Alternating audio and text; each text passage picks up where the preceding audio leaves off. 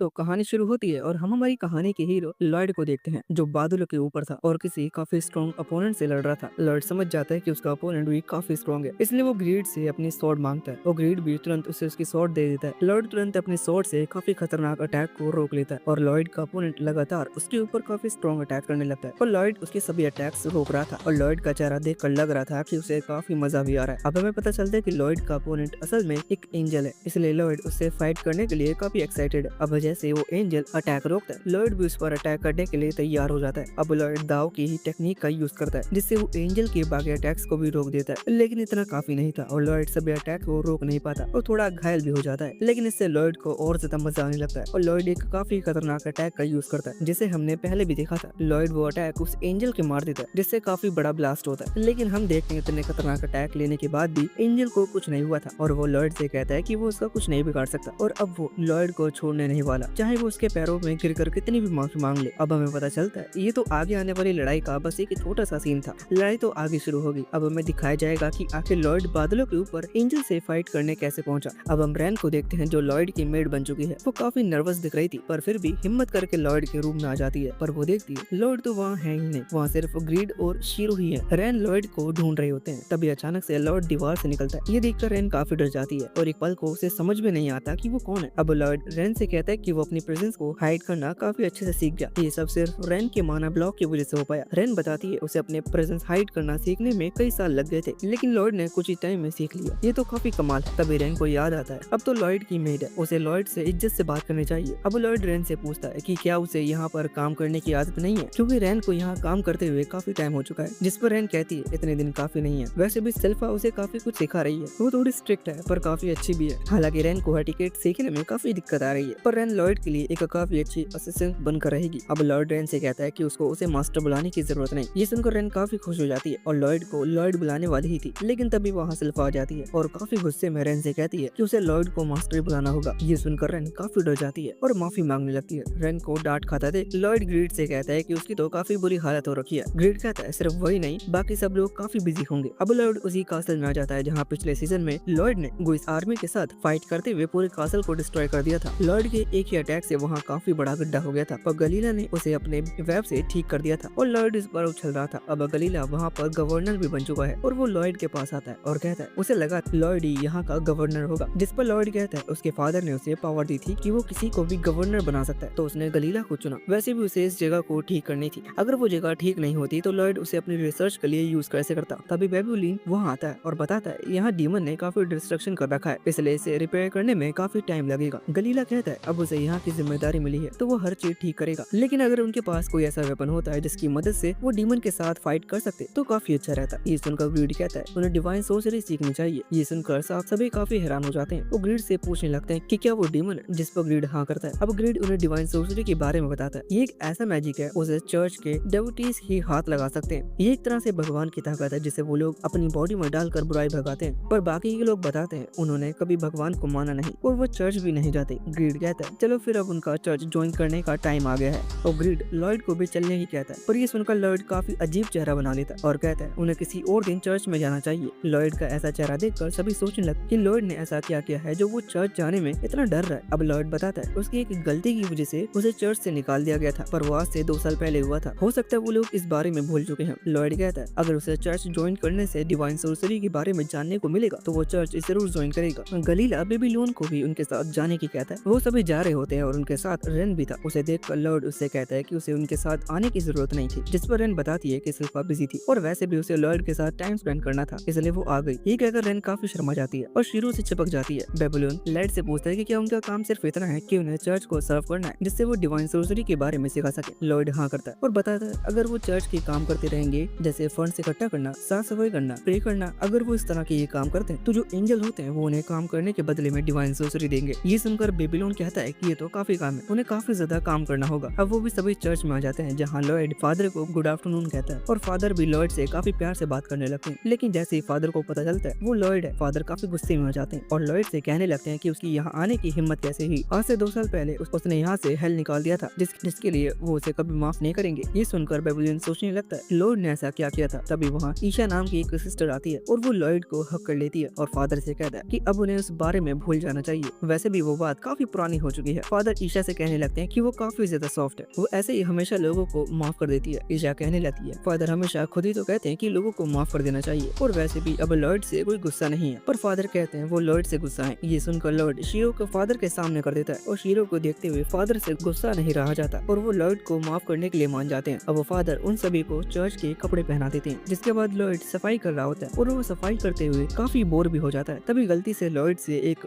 बांस गिर जाता है और वो टूट भी जाता है। तभी वहाँ ईशा आ जाती है और वो लॉर्ड से पूछते है कि वो क्या कर रहा है। लॉर्ड माफी मांगता है और कहता है उसने वास गिरा कर गंदगी कर दी। पर ईशा कहती है कोई बात नहीं और लॉर्ड से पूछती है कि उसे चोट तो नहीं लगी। लॉर्ड मना करता है और ईशा कहती है ये तो काफी अच्छी बात है। अब ईशा उस वास को देख कर कहती है ये तो वही वास है जो फादर को काफी पसंद है। ये सुनकर लॉर्ड काफी ज्यादा घबरा जाता है और फादर से माफी मांगने की कहता है। पर ईशा कहती है उसे डरने की जरूरत नहीं, वो खुद फादर से माफी मांग लेगी। अब लॉर्ड वास फेंकने चला जाता है पर वो काफी उदास भी दिख रहा था, जो देखकर किसी को समझ में नहीं आ रहा था कि लॉर्ड को क्या हुआ है। अब रेन ईशा से पूछती है कि जब लॉर्ड छोटा था तब कैसा था। ईशा बताती है बचपन से लेकर आज तक लॉर्ड बिल्कुल भी बदला नहीं है, उसे बचपन से मैजिक इतना पसंद है कि उसे कभी मैजिक के आगे कुछ दिखता ही नहीं। फिर ईशा पूछती है इस बार लॉर्ड ने चर्च डिवाइन सोर्सरी सीखने के लिए ज्वाइन की है। ये सुनकर रेन और बेबलून डर जाते हैं और सोचने लगते हैं कि उसे इस बारे में कैसे पता। वो दोनों झूठ बोल देते हैं कि उन्हें इस बारे में कुछ नहीं पता। हालांकि ईशा समझ जाती है कि वो दोनों झूठ बोल रहे हैं। ईशा सोचने लगती है कि लॉर्ड तो पहले से बिल्कुल नहीं बदला, पहले भी वो हमेशा वास को तोड़ा करता था। तभी हम पास का एक सीन देखते हैं जहाँ सफाई करते हुए लॉर्ड ने वास तोड़ दिया था और ईशा वहाँ आकर लॉर्ड से पूछती है कि उसे चोट तो नहीं लगी। लॉर्ड ईशा से पूछता है कि वो उस पर गुस्सा क्यों नहीं हो रहे। ईशा कहती है ऐसे छोटे बच्चों पर गुस्सा नहीं होया जाता। लॉर्ड ईशा से कहता है एक काम करो डिवाइन सोर्सरी का यूज करके मुझे मार दो। पर ईशा कहती है वो ऐसा नहीं कर सकती क्योंकि डिवाइन सोर्सरी का यूज सिर्फ बुरे लोगों के सामने करना चाहिए और कहती है उन्हें साथ में एक गाना गाना चाहिए। ये सुनकर लॉर्ड वहाँ से जाने लगता है। फिर हम देखते हैं लॉर्ड ने उसे चर्च में एक सील डीमन को अनसील कर दिया है, जिसकी वजह से सब डर कर भाग रहे थे। ईशा देख रही थी कि लॉर्ड कहाँ गया। ईशा देखती है लॉर्ड छुपा हुआ था पर वो डीमन लॉर्ड के ऊपर एक कुर्सी फेंकता है, लेकिन ईशा बीच में आ जाती है और लॉर्ड को बचा लेती है, लेकिन वो कुर्सी लॉर्ड के लग जाती है। ईशा को काफी चोट लगती है पर वो लॉर्ड से पूछती है वो तो ठीक है। इससे लॉर्ड को काफी बुरा लगता है और अब वो सभी को बता देता है कि सारी गलती उसकी थी, इसलिए उसे चर्च से निकाल दिया गया था। रैन और बेबुलिन सोच रहे थे कि अब पता चला असल में हुआ क्या था और क्यों फादर इतना ज्यादा गुस्सा थे। अब ईशा कहती है लॉर्ड ने फादर के बहुत सारे वास तोड़ दिए हैं और उस डीमन वाले इंसिडेंट की वजह से सभी लोग लॉर्ड से काफी गुस्सा थे, पर वो लोग लॉर्ड से कभी गुस्सा नहीं थे। वैसे भी लॉर्ड की वॉइस काफी ज्यादा प्यारी है। और तभी ईशा के मन में एक आइडिया आता है क्यों ना वो वापस से साथ में गाना गाएं। ईशा कहती है वैसे भी आज सारिया आने वाली है। ये सुनकर सभी सोचने लगते हैं ये सारिया कौन है। बाहर लॉर्ड टूटे हुए वास को फेंक रहा था और देखता है कुछ लड़के एक लड़की को परेशान कर रहे हैं और लॉर्ड देखता है ये तो उसकी बहन सारिया है। सामने सारिया उन लड़कों से पूछती है कि क्या वो किसी को म्यूजिकल इंस्ट्रूमेंट को सही से यूज कर सकते हैं। उन लड़कों को समझ में नहीं आता और वो मना कर देते हैं। ये सुनकर सारिया वहाँ से जाने लगती है पर वो लड़के सारिया को वापस रोकते हैं। लॉर्ड के पास बाकी सब आ जाते हैं और लॉर्ड उन सभी को बताता है वो उसकी बहन है जो फोर्थ प्रिंसेस है और इसे म्यूजिक का शौक है और उसने हर म्यूजिक इंस्ट्रूमेंट को मास्टर कर रखा है। वहाँ वो लड़के सारिया को पकड़ लेते हैं और एक लड़का कहता है वैसे वो एक इंस्ट्रूमेंट में तो अच्छा है। ये सुनकर सारिया खुश हो जाती है और पूछती है कौन सा इंस्ट्रूमेंट। वो लड़का कहता है वो लड़कियों की चीखें निकाल सकता है, लेकिन वो सारिया को चिढ़ता। इससे पहले ईशा वहाँ आ जाती है और कहती है सारिया उसकी दोस्त है, कोई इंस्ट्रूमेंट नहीं। पर वो लड़का ईशा को ही गलत तरह से पकड़ लेता है। तभी वहाँ फादर भी आ जाते हैं और कहते हैं आज रेसिटल होने वाला है पर गाना कौन गाएगा। अब ग्रीड बताता है जो भी इस गाने को सुनता है वो हील हो जाता है और लॉर्ड भी कहता है शायद उसी के लिए सारिया यहाँ आई होगी। अब ग्रीड कहता है जब ये रिचुअल होगा शायद डिवाइन सोर्सरी भी आई। ये सुनकर लॉर्ड भी कहता है ऐसा हो सकता है और वो इस रिचुअल को खराब नहीं होने दे सकता। अब लॉर्ड रेन को उसकी पावर का यूज करने का कहती है और रेन भी ऐसा ही करती है। रेन अपनी मैजिक से उन चारों लोगों को सुला देती है। ये देखकर ग्रीड कहता है रेन ने ऐसा मैजिक का यूज किया कि सिर्फ वो 4 लोग ही सोए जबकि वो सभी भी यहाँ खड़े थे। इसका मतलब अब रेन अपने मैजिक का सही से यूज करना सीख रही है। लेकिन अब भी 2 गुंडे नहीं सोए थे और वो ईशा को मारने लगते हैं। बेबीलोन उनसे फाइट करने लगता है पर लॉर्ड बेबीलोन को रोकता है और कहता है फादर यहाँ खड़े हैं और अगर उन्होंने उन लड़कों से फाइट की तो सही नहीं होगा। इसलिए लॉर्ड उन्हें मैजिक से दूसरी जगह पर टेलीपोर्ट कर देता है। ये देखकर सभी काफी हैरान हो जाते हैं पर लॉर्ड बताता है अभी उसने अच्छे से मैजिक नहीं सीखा है क्योंकि उसे नहीं पता कि उसने उन गुंडों को कहाँ टेलीपोर्ट किया है। अब लॉर्ड फादर से बताता है कि बेबीलोन ने उन गुंडों को भगा दिया और बेबीलोन तो अभी काफी हैरान था लॉर्ड की इतनी पावर देखकर। और रेन सोच रही थी कि लॉर्ड ने इतनी जल्दी कैसे स्किल सीख ली और वो काफी इम्प्रेस भी थी। अब सारिया लॉर्ड को देखने लगती है और उसे याद आता है कि उसका नाम लॉर्ड है। बेबीलोन को समझ में नहीं आ रहा था कि सारिया अपने भाई का नाम कैसे भूल गई। ईशा कहती है ये काफी कमाल की बात है कि सारिया को लॉर्ड का नाम याद नहीं क्योंकि सारिया सिर्फ उन लोगों का नाम याद रखती है जो म्यूजिक से जुड़े होते हैं। अब ईशा लॉर्ड से पूछती है कि क्या वो उनके साथ रेस्टल में गाना चाहेंगे पर सारिया खुद मना कर देती है क्योंकि लॉर्ड ने इतनी प्रैक्टिस नहीं की और वो नहीं चाहती कि लॉर्ड उनकी परफॉर्म को खराब कर दे। सारिया कहती है उसकी ट्रेनिंग के बाद लॉर्ड उनके साथ आ सकता है पर अभी तो नहीं। अब ईशा और सारिया रेसिटल शुरू करती हैं और गाना गाना शुरू करते हैं जिससे सभी लोग हील होने लगते हैं और सभी उसके गाने से काफी हैरान थे क्योंकि वो दोनों काफी अच्छा गाना गा रहे थे। वहाँ जितने भी लोग थे सभी हील हो जा रहे थे। लॉर्ड भी ये देख रहा था और उसे समझ में नहीं आ रहा था कि ये किस तरह तरह का मैजिक है कि 10 मीटर के दायरे में सभी हील हो रहे हैं। लॉर्ड थोड़ी सी माना को अपने स्वॉर्ड से कट कर देता है जो उसकी स्वॉर्ड पर लग जाता है, पर उसने आज से पहले ऐसा गाना कभी नहीं देखा था। ग्रीड लॉर्ड से पूछता है कि क्या वो इस गाने को अपना बनाना नहीं चाहता, पर लॉर्ड ग्रीड को बताता है कि ये गाना और ज्यादा स्ट्रॉन्ग हो सकता था, पर ईशा की माना में कमी है, लेकिन इतना तो पक्का हो गया है कि वो डिवाइन सोर्सरी का यूज कर सकती है और बस यही काफी है। तभी लॉर्ड ग्रीड को बताता है उसे एक तेज माना प्रेशर महसूस हो रहा है और यहाँ आसपास तो नहीं आ रहा, वो ऊपर से आ रहा है। ग्रीड ध्यान से महसूस करता है और उसे भी महसूस होता है। ग्रीड ऊपर देखने लगता है पर लॉर्ड बताता है ये छत पर नहीं है, ये उसके भी ऊपर है। अब लॉर्ड टेलीपोर्ट करके उस जगह पर पहुंच जाता है और वहाँ सिर्फ बादल थे, जिसकी वजह से ग्रीड कहता है कहीं वो मर तो नहीं गए, लेकिन लॉर्ड मना करता है क्योंकि जब वो आखिरी बार मरा था तब ऐसा कुछ नहीं हुआ था। अब वो दोनों लोग आगे जाके देख और उन्हें एक स्ट्रक्चर दिखता है जिस पर एक एंजल बैठा था और लॉर्ड बताता है जो उन्हें देख रहा था वो यही है। लॉर्ड देखता है कि वो एंजल काफी ध्यान से कुछ देख रहा है। ये देखकर लॉर्ड सोचने लगता है कि वो एंजल क्या देख रहा होगा। तभी हम देखते हैं असल में वो ईशा और सारिया का गाना सुन रहा होता है। उसका गाना सुनने के बाद वो काफी ठरकियों वाली हरकतें करने लगता है और वो कह रहा था कि वो दोनों काफी कमाल की हैं, काश वो उनके पास जा पाता और उन्हें किस कर पाता। ये सब सुनकर लॉर्ड उसके ऊपर एक बादल का टुकड़ा फेंक देता है। इससे वो एंजल गुस्से में आ जाता है और कहने लगता है कि इतनी हिम्मत किसकी हुई तो उसके ऊपर ऐसे बादल फेंक रहा है। एंजल नीचे खड़े हुए लॉर्ड और ग्रीड को देखता है और वो उन्हें देखकर काफी हैरान हो जाता है कि एक इंसान यहाँ कैसे आ गया, क्योंकि ये जगह तो हेवन है। और अब वो एंजल लॉर्ड से कहने लगता है कि वो क्यों इंसान अपनी औकात में आ जाओ, क्योंकि वो एक एंजल है और उसका नाम जीलियर है और वो 69 गॉड का असिस्टेंट है। अब जीलियर लॉर्ड से पूछता है कि आखिर वो यहाँ आया कैसे, क्योंकि ये जगह तो धरती से बिल्कुल अलग है और बीच में एक बैरियर भी था। उस बैरियर को उसने कैसे पास किया? हमें पता चलता है कि लॉर्ड ने इतनी स्पीड से टेलीपोर्ट किया था कि उसने उस बैरियर को तोड़ दिया था, पर इस बारे में लॉर्ड को भी कुछ पता नहीं था। अब लॉर्ड कहता है उसे नहीं पता कि वो किस बैरियर के बारे में बात कर रहा है, पर वो जीलियर से उसे भी डिवाइन सोर्सरी सिखाने की कहता है। ये सुनकर वो एंजल कहने लगता है कि शायद तुम सबका दिमाग खराब हो गया। अब वो दोनों आपस में बात करने लगते हैं कि वो है ही इतना सुंदर कि उसे देखकर उन सभी का दिमाग खराब हो गया। ये बात सुनकर ग्रीड गुस्से में आ जाता है और जीलियर से कहने लगता है कि वो उन्हें बता दे कि डिवाइन सोर्सरी कैसे सीखते हैं, वरना वो धरती पर जाकर सभी को बता देगा कि जिस एंजल की वो सभी पूजा करते हैं वो कितना बड़ा ठरकी है। पर जीलियर कहता है वो जरूर बता सकते हैं, कोई बात पर यकीन नहीं करेगा। जीलियर ग्रीड को लात मारकर दूर हटा देता है और कहता है वो डिवाइन सोर्सरी सिर्फ उन्हीं लोगों को देता है जो इसके काबिल होते हैं और वो लोग इसके काबिल नहीं है। अब जीलियर वापस से ईशा और साजिया का गाना सुनने लगता है और अपने मैजिक से 3 स्वॉर्ड निकाल लेता है। जब लॉर्ड वहाँ से नहीं जाता तो वो उन स्वॉर्ड से अटैक भी कर देता है और लॉर्ड अपने चारों तरफ एक बैरियर बना देता है जिससे वो बच जाता है। जीलियर भी देखता है और समझ जाता है कि लॉर्ड कोई नॉर्मल बच्चा नहीं है। दूसरी तरफ हम रेन को देखते हैं जो काफी परेशान दिख रही थी क्योंकि उसे समझ में नहीं आ रहा था कि लॉर्ड कहाँ चला गया। बेबीलोन रेन से पूछता है कि जाने से पहले लॉर्ड ने उसे कुछ कहा था। रेन बताती है लॉर्ड कह रहा था कि कोई उन पर नजर रख रखा है। बेबीलोन कहता है कुछ अजीब तो उसने भी सेंस किया था, पर ये नहीं पता कि कोई उन पर नजर रख रहा है। अब बेबीलोन रेन को ज्यादा टेंशन ना लेने की कहता है और कहता है कि उसे किसी काम से जाना है और वहाँ से जाने लगता है और उसे समझ में नहीं आ रहा था कि किस चीज की स्मेल आ रही है। यहाँ लॉर्ड जीलियर से फाइट कर रहा होता है और लॉर्ड काफी एक्साइटेड दिख रहा था क्योंकि ये डिवाइन सोर्सरी थी। पहले तो वो स्वॉर्ड बिल्कुल हल्की थी पंख की तरह, लेकिन अचानक से वो काफी भारी और स्ट्रॉन्ग हो जाती है। लॉर्ड अपने स्वॉर्ड की मदद से जीलियर के इस स्पेल को चुराने की कोशिश करता है पर वो नाकाम हो जाता है क्योंकि जीलियर के इस स्पेल की कोई फिजिकल फॉर्म नहीं है। अब लॉर्ड अपने स्वॉर्ड को ग्रीड को पकड़ा देता है और बताता है कि जीलियर अपने स्वॉर्ड को सिर्फ माना का यूज करके बना रहा है, जो कि काफी कमाल की बात है। और लॉर्ड देखना चाहता है कि वो स्वॉर्ड कितनी ज्यादा ड्यूरेबल है, इसलिए लॉर्ड एक साथ 4 एलिमेंट से अटैक कर देता है। ये देखकर लॉर्ड भी काफी हैरान हो जाता है और अटैक से बचने के लिए साइड में आ जाता है, पर वो अटैक सीधा जाकर बैरियर से टकरा जाता है जिससे बैरियर टूट जाता है। तभी एकदम से लॉर्ड जीलियर के पीछे आ जाता है और उससे पूछता है कि उसने उसके अटैक को डोज क्यों किया। इससे जीलियर डर जाता है और अपने स्वॉर्ड का यूज करके लॉर्ड पर अटैक करता है, पर लॉर्ड वहाँ से टेलीपोर्ट हो जाता है। अब जीलियर कहने लगता है कि आखिरकार वो बच्चा उससे डर कर भाग गया, पर असल में लॉर्ड भागा नहीं था, वो बस टेलीपोर्ट होकर उस स्ट्रक्चर के ऊपर आ गया था। अब लॉर्ड कहने लगता है कि अगर जीलियर ऐसे ही अटैक डोज करता रहेगा तो वो उसकी स्वॉर्ड को टेस्ट कैसे करेगा। ये सुनकर जीलियर गुस्से में आ जाता है और कहने लगता है कि वो उसके ऊपर एक्सपेरिमेंट करने की सोच भी कैसे सकता है, उसके अटैक उसे छू तक नहीं पाएंगे,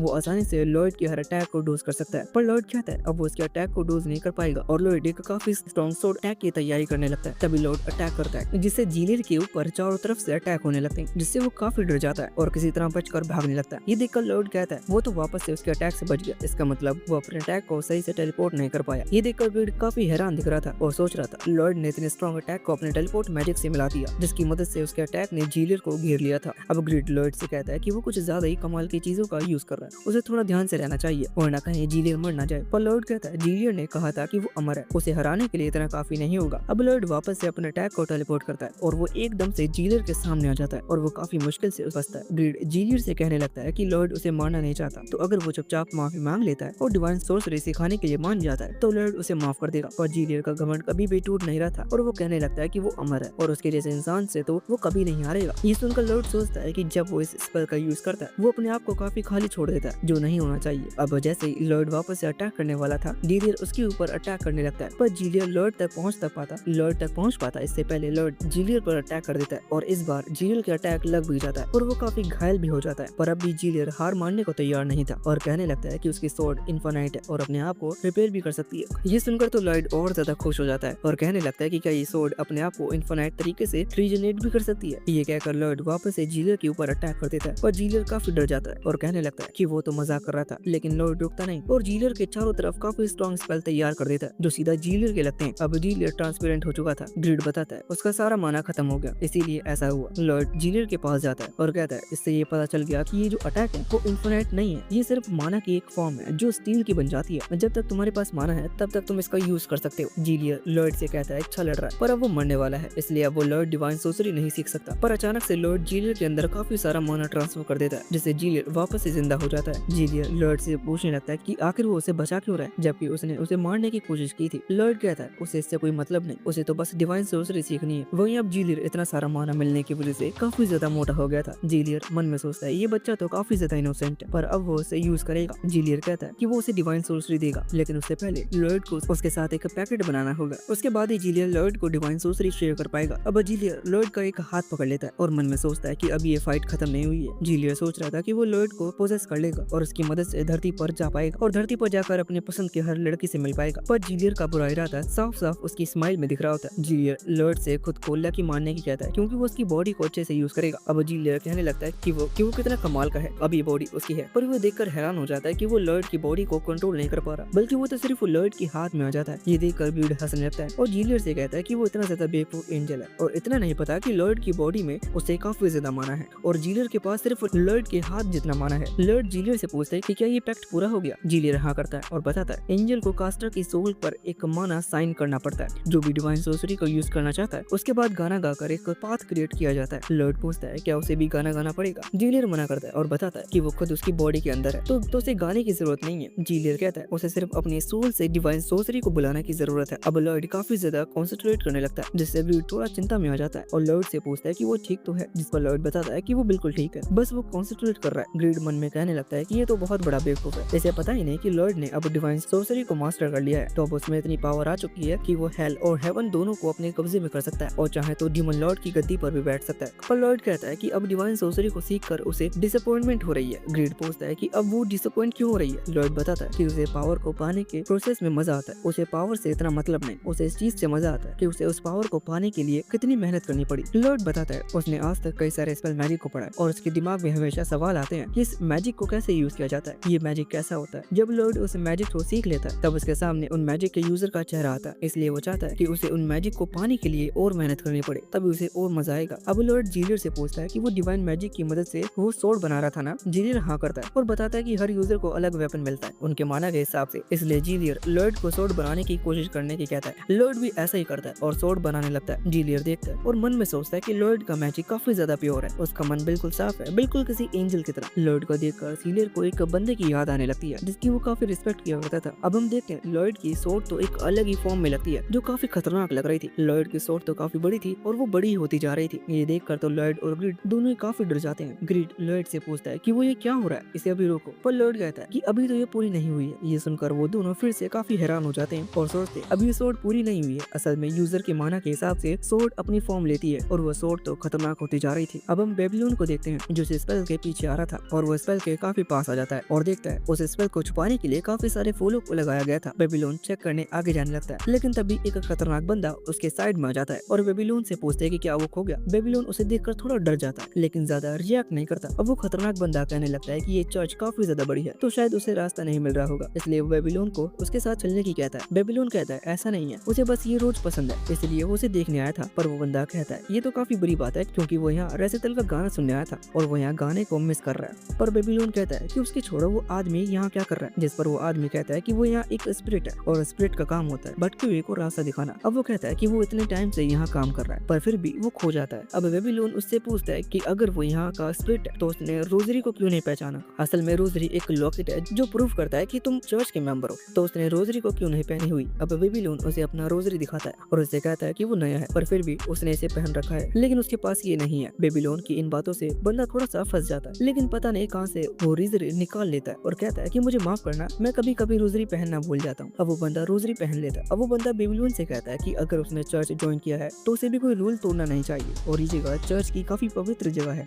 तो उसे यहाँ ऐसे घूमना नहीं चाहिए। बेबीलोन माफी मांगता है और कहता है वो चर्च में नया है इसलिए अभी उसे ज्यादा रूल नहीं पता। तभी वहाँ रेन शीरो के साथ बेबीलोन को ढूंढने आ जाती है। वहाँ आते ही शीरो उस बंदे में से काफी इविल ऑरा सेंस करता है और उसके ऊपर घूरने लगता है। अब बेबीलोन उस बंदे से कहता है कि उसने कहा कि उसने काफी टाइम से चर्च को ज्वाइन कर रखा है, लेकिन कमाल की बात है उसका लॉकेट बिल्कुल नए जैसा है, जरूर वो उसे रोज साफ करता होगा। बेबीलोन ने ये बात इसलिए कही क्योंकि उस लॉकेट को देखकर साफ पता चल रहा है कि वो उसे कभी नहीं पहनता और ये भी पक्का नहीं है कि वो बंदा चर्च का मेंबर है या नहीं। अब वो बंदा बेबीलोन से कहता है कि शायद उसे शक हो रहा है और उसे कुछ करना ही होगा। ये कहकर वो बंदा कुछ करने वाला होता है, लेकिन तभी वहाँ लॉर्ड टेलीपोर्ट होकर आ जाता है। उसे देखकर सभी हैरान हो जाते हैं। अब लॉर्ड उन सभी को देखकर उनसे पूछने लगता है कि वो बाहर क्या कर रहे हैं, क्या गाना खत्म हो गया। अब लॉर्ड उस बंदे के साइड से निकलता है, लेकिन वो बंदा कुछ नहीं करता और लॉर्ड शीरो के साथ खेलने लगता है। जिलर उस बंदे को देखता है और उसे पहचान जाता है कि ये वही बंदा है जिसकी वो काफी टाइम पहले काफी रिस्पेक्ट करने लगा था। अब लॉर्ड सारिया और ईशा के पास आ जाता है और ईशा लॉर्ड से पूछती है कि उसे उनका गाना कैसा लगा। लॉर्ड कहता है उसे काफी ज्यादा अच्छा लगा और उसने तो शुरू से आखिर तक पूरा गाना सुना था। लॉर्ड साफ झूठ बोल रहा था। वही जिलर ईशा और सारिया को अपने इतने पास देखकर काफी शौक था और उनसे मिलने के लिए काफी उतावला हो जाता है और लॉर्ड अपने हाथ को बंद कर लेता है और उसे मिलने नहीं देता। बेबीलोन को अब भी शक था और वो ईशा से पूछता है कि बाहर जो गार्डन है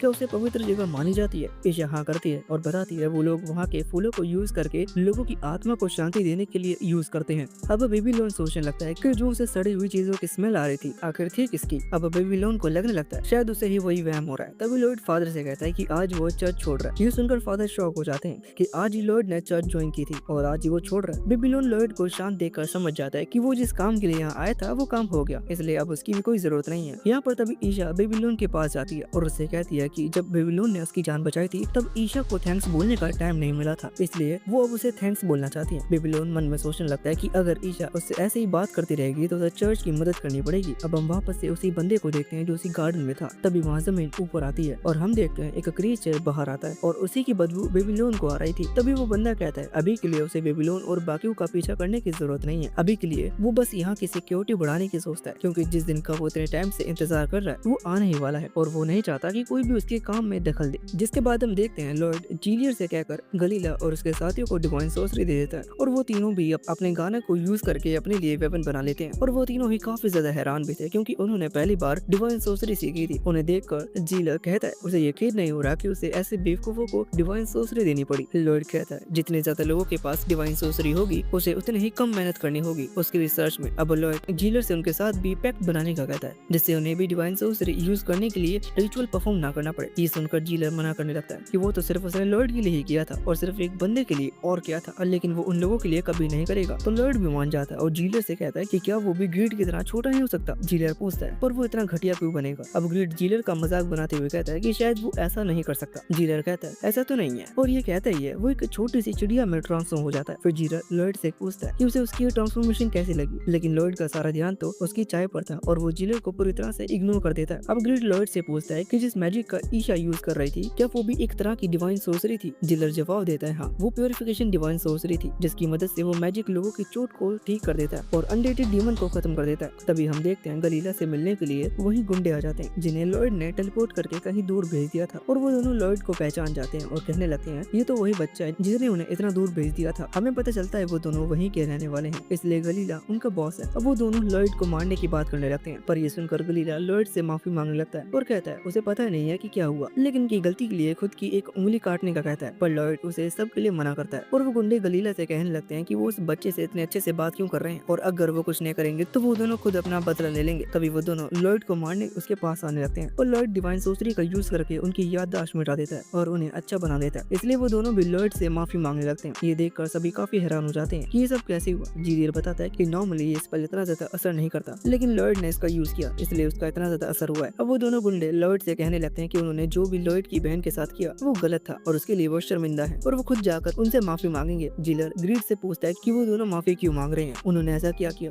ग्रीड बताता है वो दोनों ईशा और सारिया को छोड़ रहे थे। ये सुनकर जीलर को काफी गुस्सा आ जाता है और वो दोनों को मारने के लिए जाने लगता है पर ग्रीड उसे रोक लेता है। अब हम बेबीलोन को देखते हैं जो अब भी चर्च में था और सभी को काफी अच्छा खाना बना कर देता है जो सभी को काफी ज्यादा पसंद आता है और फादर बेबीलोन से कहते हैं कि अच्छा है, उसने यही रुकने का फैसला किया। अब हम पास का सीन देखते हैं। बेबीलोन लॉर्ड को बताता है कि वो यहीं रुकना चाहता है तो लॉर्ड बेबीलोन को भी डिवाइन सोर्सरी सिखा देता है और यहाँ रुक कर चर्च का अच्छे से ख्याल लगने के कहता है। अब जैसे ही लॉयड अपने रूम में जाता है, वहाँ बहुत सारी मेड पहले से उसका इंतजार कर रही थी और लॉयड के रूम में आते ही उसका वेलकम करने लगती हैं। जिलर तो इतनी सारी सुंदर लड़कियों को देखकर पागल हो जाता है और कहने लगता है एक प्रिंस की जिंदगी इतनी ज्यादा अच्छी होती होगी और उसने यहाँ रुकने का फैसला किया। जिलर काफी शोर कर रहा होता है तो ग्रीड उसे थप्पड़ मार देता है और उससे कहता है कि अगर उसे यहाँ रुकना है तो शांति से रहना होगा। अब लॉयड एक डॉल को बाहर निकाल लेता है और उसे देखकर जिलर पूछता है कि ये क्या है, जिस पर लॉयड बताता है कि ये एक लड़की की डॉल है और ये उसके काफी काम कर देती है। तभी लॉयड उस डॉल को चाय लाने की कहता है। जिलर सोचने लगता है कि अगर ये सिर्फ एक डॉल है तो वो इसकी बॉडी पर कब्जा कर सकता है और इसमें वो मेड के साथ डेट पर जा सकता है। पर ये सुनकर ग्रीड गुस्से में आ जाता है और जिलर से कहता है कि अगर उसने इस डॉल को हाथ भी लगाया तो वो उसे छोड़ेगा नहीं। जिसके बाद लॉयड चाय पी रहा होता है और बताता है कि अब वो अनडेटेड घोल्स को मारने जाएगा क्योंकि वो एक परफेक्ट टारगेट रहेंगे डिवाइन सोर्सरी को टेस्ट करने के लिए। तभी वहाँ सिल्फा आ जाती है और वो डोल और सभी लोग छुप जाते हैं। सिल्फा लॉयड से पूछती है कि क्या उन्होंने उसे बुलाया है, जिस पर लॉयड हाँ करता है और उसे पूछता है कि क्या वो उसके साथ घोल हंटिंग पर चलेगी। ये सुनते ही सिल्फा वहाँ से भाग जाती है और किसी को समझ में नहीं आता कि ये क्या था। लेकिन कुछ ही देर में सिल्फा तो अपने सारे सामान को तैयार करके लाती है और कहती है वो जाने के लिए बिल्कुल फ्री है। जिसके बाद हम रैन को भी उन लोगों के साथ जाता हुआ देखते हैं और वो लोग सिटी के अंदर आ जाते हैं। रैन उस सिटी को देखकर कहती है कि ये तो काफी कमाल की सिटी है, उसे तो यकीन नहीं हो रहा कि यहाँ भी घूल हो सकते हैं। सिल्फा बताती है कि एडवेंचर गाइड को यही की रिपोर्ट मिली है कि यहाँ घूल्स देखे गए हैं। लॉयड सिल्फा से पूछते हैं कि क्या वो अपनी स्ट्रॉन्ग स्मेल करने की पावर यूज करके पता कर सकती है कि घूल कहाँ है। सिल्फा मना करती है क्योंकि उन घूल में से सड़े हुए मांस की बदबू आती है और यहाँ पर वेस्ट कूड़ा भी फेंका जाता है, इसलिए ऐसी जगह पर ढूंढना थोड़ा सा मुश्किल है। तभी लॉयड देखता है कि ईशा और सारिया भी वहाँ है और वो उनसे छुपता है कि वो बिना बॉडीगार्ड के यहाँ क्यों आ गए। ईशा बताती है कि उन्हें कुछ पैनकेक खाने थे इसलिए वो यहाँ आ गए। ईशा उनसे पूछती है कि क्या उन्हें भी उनके साथ पैनकेक खाने चलना है। जिलर कहते हैं उन्हें उनके साथ चलना चाहिए, पर ग्रीड उससे कहता है कि वो नहीं जा सकते क्योंकि वो यहाँ काम से आए हैं। पर हम देखते हैं लॉयड तो पैनकेक का नाम सुनकर काफी खुश हो गया था। जिसके बाद वो सभी पैनकेक खाने जाते हैं और ग्रीड ये देखकर काफी हैरान था कि लॉयड को मैजिक के अलावा भी किसी चीज में इंटरेस्ट है। लॉयड कहता है पैनकेक भी मैजिक की तरह ही होते हैं और उन सभी को समझाता है कि पैनकेक कैसे बनते हैं और कैसा टेस्ट करते हैं। लॉयड की बातें सुनने के बाद तो उन सभी को काफी भूख लग जाती है। तभी सारिया लॉयड से कहती है कि अगर वो यहाँ पहली बार पैनकेक खा रहे हैं तो उन्हें सिंपल खाना चाहिए। लॉयड भी हाँ करता है। लॉयड भी कहता है जैसा आप कहो। तभी उनके सामने पैनकेक आ जाते हैं और वो सभी खाने लगते हैं। सभी को पैनकेक काफी पसंद होते हैं और वो काफी ज्यादा स्वाद लेकर खाते हैं। अब ईशा उनसे कहती है कि आज वो यहाँ क्यों घूम रहे थे, तो वो बताते हैं कि वो यहाँ घोल्स को हंट करने आए हैं। ये सुनकर ईशा भी थोड़ा डर जाती है और लॉयड उससे पूछते हैं कि क्या उसे घोल्स के बारे में कुछ पता है। जिस पर ईशा कहती है उसे पता है क्योंकि घोल्स लोगों पर अटैक कर रहे हैं और लोग मदद के लिए चर्च में जाते हैं। फिर ईशा बताती है ज्यादातर घोल्स को ब्रिज के पास देखा गया, हालांकि कुछ एडवेंचर घोल्स को मारने आए थे लेकिन वो एडवेंचर ही गायब हो गए। ये सुनकर लॉयड भी सोच में पड़ जाता है, पर सारिया कहती है उसे तो बस रेसिटल की चिंता है, कहीं वो कैंसिल ना हो जाए। ये सुनकर रैन खुश हो जाती है और कहती है क्या वो एक और रेसिटल करने वाली है, जिस पर सारिया हाँ करती है और बताती है इस बार वो पहले से भी बेहतर करने वाले हैं क्योंकि रेसिटल ग्रेट एसिडेंट फेस्टिवल पर होने वाला है। माना जाता है उस दिन किंग का जन्म हुआ था, इसलिए वो लोग उस दिन को फेस्टिवल की तरह मानते हैं। रेसिटल को देखने के लिए खुद किंग और पोप आने वाले हैं कि उससे काफी खुशी होगी कि अगर वो लोग भी आए। बस वो इतनी अच्छा करती है कि घूल्स की वजह से रेसिटल कैंसिल ना हो जाए। अब रैन कहती है कि चाहे कुछ भी हो जाए वो सभी घूल्स को मार कर रहेंगे क्योंकि उसने काफी अच्छा गाना सुना था और उसने पैनकेक भी खाए हैं और उसे इस कंट्री से प्यार है, वो यहाँ के लोगों को कुछ नहीं होने देगी। जिसके बाद वो लोग ब्रिज के पास आ जाते हैं और रैन को समझ में नहीं आ रहा था कि यहाँ घूल्स कहाँ हो सकते हैं। तो लॉयड बताता है कि घूल्स नीचे सीवर में हो सकते हैं। वो सभी नीचे की तरफ जाते हैं पर वहाँ शीरो और सिल्फा कुछ भी स्मेल नहीं कर पा रहे थे क्योंकि नीचे कुछ ज्यादा ही गंदी बदबू आ रही थी। पर लॉयड कहता है उसे नीचे जाकर चेक करना होगा क्योंकि उसे उन एडवेंचर की चिंता हो रही है जो उससे पहले यहाँ आए थे। साथ ही लॉयड को उसकी चिंता भी हो रही है जिसे उसने यहाँ पहले भेज दिया था। तभी नीचे से निकल कर ताओ वहाँ से बाहर आती है और लॉयड की गले लग जाती है। उसे देखकर लॉयड भी खुश हो जाता है और उससे पूछते है कि क्या वो ठीक है। ताओ बताती है वो ठीक है और लॉयड से पूछने लगती है कि क्या उसे उसकी चिंता हो रही थी और उसे जल्दी से देखना चाहता था। ताओ लॉयड से बहुत ज्यादा चिपकने लगती है तो लॉयड सिल्फा से मदद मांगता है और सिल्फा ताओ को मार कर पीछे कर देती है और लॉयड ताओ से पूछता है कि वो इस सीवर से आई, क्या अंदर घूल्स हैं? ताओ बताती है उसे लगा था कि यहाँ घूल्स जरूर होंगे पर ऐसा नहीं है, उसे नीचे कोई नहीं मिला। ताओ बताती है अंदर जाने के बाद वो बाहर आने का रास्ता भूल गई और अचानक उसे लॉयड की प्रेजेंस फील हुई और वो उसी का पीछा करते हुए लॉयड के पास आ गई। ताओ बताती है अंदर भूल भुलैया बनी हुई है और इतनी गंदी बदबू आ रही है कि किसी भी चीज पर फोकस करना बहुत मुश्किल है। अब ताओ वहाँ से जाने लगती है और कहती है वो अपने घर से कुछ सामान लेकर आएगी जिससे अंदर उसे कुछ दिखाई दे। अब लॉयड ताओ को रोकता है और उससे कहता है कि उसकी जरूरत नहीं है। अब वो एक सोर्सरी का यूज करता है जिससे हर जगह रोशनी हो जाती है और अब हर चीज साफ दिखाई दे रही थी। फिर लॉयड उन्हें बताता है कि ये स्पेल सिर्फ रोशनी के लिए नहीं बल्कि ये प्यूरिफिकेशन के भी काम आता है और लॉयड जैसा ही वापस से उसका यूज करता है वो सीवर पूरी तरह से साफ हो जाता है और अब वहाँ से बदबू नहीं आ रही थी। सभी काफी हैरान हो जाते हैं और ताओ बताती है उसकी बॉडी से भी सारी गंदगी साफ हो गई और उसकी थकान भी खत्म हो चुकी है। ताओ कहती है अब वो अच्छे से फोकस कर पाएगी और ऐसा कर वो एक टेक्निक का यूज करती है जिससे वो पूरी जगह को स्कैन करने लगती है। रैन ताओ को नए कपड़े भी देती है जिससे जिससे वो काफी अच्छी दिख रही थी। अब ताओ उन्हें काफी आगे ले जाती है और बताती है जहाँ से उसे कुछ सेंस हो रहा है। तभी शीरो कहता है कि वो घोल्स को ढूंढ कर लाएगा और ऐसा कहकर वो आगे जाने लगता है, लेकिन शीरो लॉयड के स्पेल से दूर चला जाता है, जिसकी वजह से वो फिर से बदबू में फंस जाता है और अपनी नाक पकड़ लेता है। लेकिन शीरो हार नहीं मानता और आगे जाने लगता है। लॉयड शीरो को देखकर समझ जाता है कि उसे आने में टाइम लगेगा, इसलिए जब तक वो अपने स्कैन मैजिक का यूज करने की सोचता है, जिससे उसे पता चल सके कि घोल्स असल में कहाँ है। लेकिन तभी ताओ उसे पकड़ लेती है और कहने लगती है कि उसने उसे रंगे हाथों पकड़ लिया और उससे पूछने लगती है कि उसने स्कैन मैजिक कहाँ से सीखा। लॉयड वापस से सिल्फा से मदद मांगता है और सिल्फा ताओ को मार कर दूर कर देती है। अब लॉयड सिल्फा से पूछता है कि क्या वो अपनी स्वॉर्ड लाई है। सिल्फा मना कर देती है और कहती है कि वो समझती है कि लॉयड उसे कोई नया वेपन देने वाला है, इसलिए वो अपनी स्वॉर्ड नहीं लाई। ये सुनकर लॉयड कहता है सिल्फा तो काफी समझदार है। तभी ताओ सिल्फा से कहती है कि ये सब अच्छा मौका है टेस्ट करने का कि उन दोनों में से कौन ज्यादा स्ट्रॉन्ग है। पर सिल्फा कहती है कि वो यहाँ लॉयड की मदद करने आई है, इसलिए वो ताओ से कोई कंपटीशन नहीं करने वाली। पर ताओ कहती है जो भी जीतेगा उसे लॉयड के साथ एक पूरे दिन डेट पर जाने का मिलेगा। ये सुनकर लॉयड और रेन दोनों ही काफी हैरान हो जाते हैं और ताओ लॉयड से कहती है कि वो लोग उसके साथ एक्सपेरिमेंट में इतनी मदद करते हैं तो क्या उन्हें इतना रिवॉर्ड नहीं मिल सकता। अब सिल्फा काफी गुस्से में आने लगती है और वो कहती है कि ताओ ऐसा सोच भी कैसे सकती है कि वो उससे जीत जाएगी। तभी रेन भी कहती है कि उसे कंपटीशन में पार्ट लेना है। तभी शियो बहुत सारे घोल्स को बाहर लेकर आने लगता है और ताओ कहती है जो भी सबसे ज्यादा घोल्स को मारेगी वो जीत जाएंगे और लॉयड के साथ डेट पर जाएंगे। तभी लॉयड उन तीनों को एक एक वेपन दे देता है और कहता है वो इसका यूज करके इसे टेस्ट कर सकते हैं। फिर वो तीनों लड़कियां तैयार होने लगती हैं और ताओ काफी स्पीड के साथ दो घोल्स को मार देती है और काफी स्पीड के साथ दूसरे घोल को भी मारने लगती है। ये देखकर सिल्फा काफी गुस्से में आ जाती है। तभी ताओ अपने 5वें और 8वें घोल को मारने वाली होती है, लेकिन सिल्फा बीच में आकर ताओ को रोक देती है और उसे साइड करके खुद घोल्स को मारने लगती है। ये देखकर ताओ गुस्से में आ जाती है और दूसरे घोल को मारने जाने लगती है, लेकिन अब ताओ उसका पीछा कर रही थी, जिसकी वजह से वो तीनों एक साथ लड़कर काफी सारे घोल्स को मारते जा रहे थे। वो दोनों इतने ज्यादा गुस्से में आ जाते हैं कि आपस में लड़ने लगते हैं और ताओ सिल्फा की तारीफ भी करती है और कहती है कि सिल्फा ना ही कोई मैजिक यूज करती है और ना ही कोई टेक्निक, फिर भी उनके अटैक काफी ज्यादा स्ट्रॉन्ग है। तभी सिल्फा देखती है कि ताओ ने उनके वेपन को डैमेज कर दिया है और ये देखकर वो भी ताओ के मन में तारीफ करती है। अब वो दोनों लॉयड से कहने लगते हैं कि उन्हें नए वेपन चाहिए क्योंकि ये अब ज्यादा डैमेज नहीं कर रहे। रैन उन्हें देख कर कहती है वो दोनों सच में काफी स्ट्रॉन्ग है क्योंकि वो घोल से भी फाइट कर रहे हैं और आपस में भी फाइट कर रहे हैं। साथ ही फाइट करते हुए लॉयड को वेपन के बारे में इन्फॉर्मेशन भी दे रहे हैं। अब रैन भी लॉयड की मदद करने का डिसाइड करती है वरना वो उन दोनों से पीछे रह जाएगी।